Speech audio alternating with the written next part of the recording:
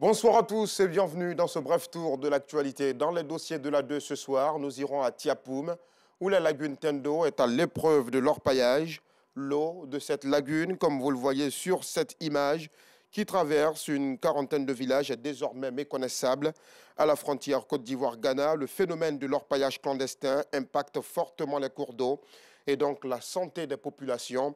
Mais au-delà de la santé, les populations qui vivent aussi de pêche peinent à avoir du poisson puisque l'eau est fortement polluée.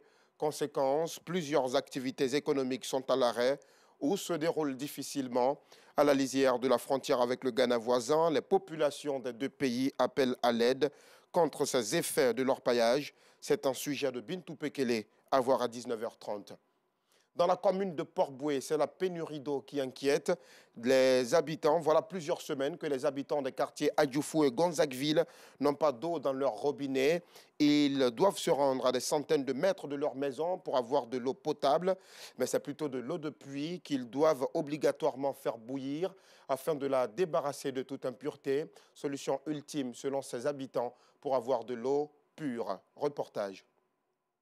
Au quartier Gonzagueville, cité Cocoteret, dans la commune de Port-Boué, voilà désormais un mois que Sanhou Séron n'a pas vu une seule goutte d'eau s'échapper de son robinet. Depuis que nous sommes dans le mois de février, c'est un peu très difficile pour nous.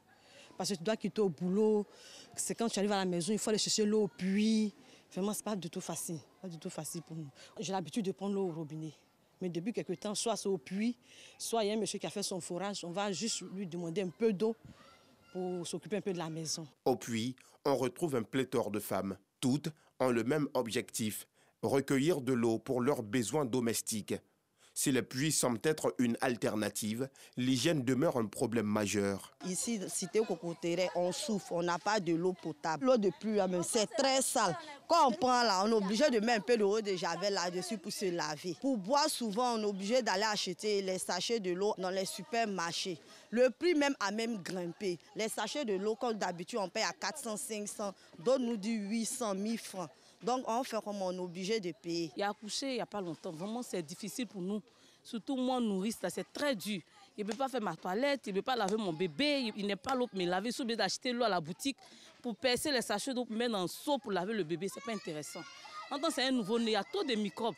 Et surtout, moi aussi, je suis nourrice, je dois me laver pour pouvoir allaiter mon enfant. Vu la récurrence des coupures d'eau dans le secteur, certains propriétaires de domicile ont fait installer des forages et puits au sein de leur habitation. Puis là, c'est notre propriétaire là, c'est lui qui a mis.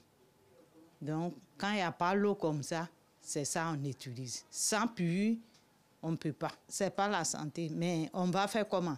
Il n'y a pas autre chose pour faire. Depuis plus d'une semaine, il n'y a pas l'eau. Dans les toilettes, l'eau ne vient pas. Donc, je suis obligée de venir négocier tous les jours avec la voisine pour prendre de l'eau chez elle, pour que les toilettes soient propres. Je prends de l'eau dans le puits. Voici son puits. Et c'est ça qui nous ravitaille. Même les voisines d'à côté viennent puiser. Ces puits d'eau à usage public qui siègent à certaines rues de la cité ont été creusés par le comité de gestion du quartier. Plusieurs puits ont tari ces derniers jours. La résolution rapide du problème d'eau devient donc une urgence. Avec les jeunes du quartier, on a fait creuser des puits qui ne fonctionnaient pas, qu'on a essayé encore de creuser pour faire venir l'eau. Parce que quand on voit nos parents souffrir comme ça, vraiment, on ne sait pas quoi faire. On a ce puits-là qui a carrément tari. Donc, ce qu'on va faire, c'est de rapidement mobiliser une équipe et puis voir comment est-ce qu'on peut rapidement creuser encore. Parce que dans chaque zone, on a des puits un peu dans chaque zone. Et dans cette zone-là, c'est le seul puits qui est, je dirais, proche. Donc, c'est pour dire que si on n'a pas creusé le plus rapidement possible, les populations d'ici sont obligées d'aller jusqu'à l'autre côté là-bas, l'autre puits. Au quartier Adjoufou, le problème d'eau se fait aussi sentir. Ici, les points d'eau se font rares, d'où la grande affluence dans ce point de vente. Effectivement, c'est un problème qui est récurrent. Voilà, ça fait environ 2 à 3 mois que nous souffrons. Et comme vous le constatez, c'est le seul espace où, dans ce rayon, nous nous retrouvons pour puiser l'eau.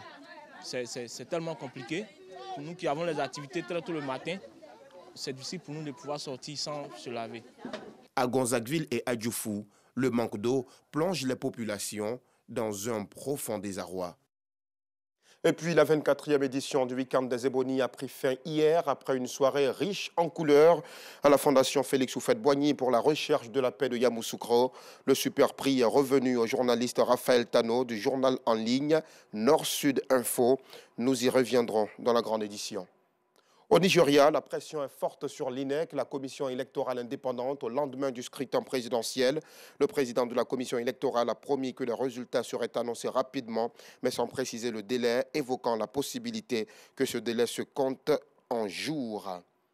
Et pour finir, en Tunisie, c'était journée de manifestation hier samedi dans les rues de la capitale Tunis. Le collectif d'associations appelé Front antifasciste a manifesté en faveur des migrants et dénoncé les propos du président Kais Saied sur les migrants subsahariens, non au racisme ou encore nous sommes tous africains. Voilà des slogans qui ont été beaucoup entendus hier. C'est la fin de ce bref tour de l'actualité. Merci de nous avoir suivis. À tout de suite pour le 19h30.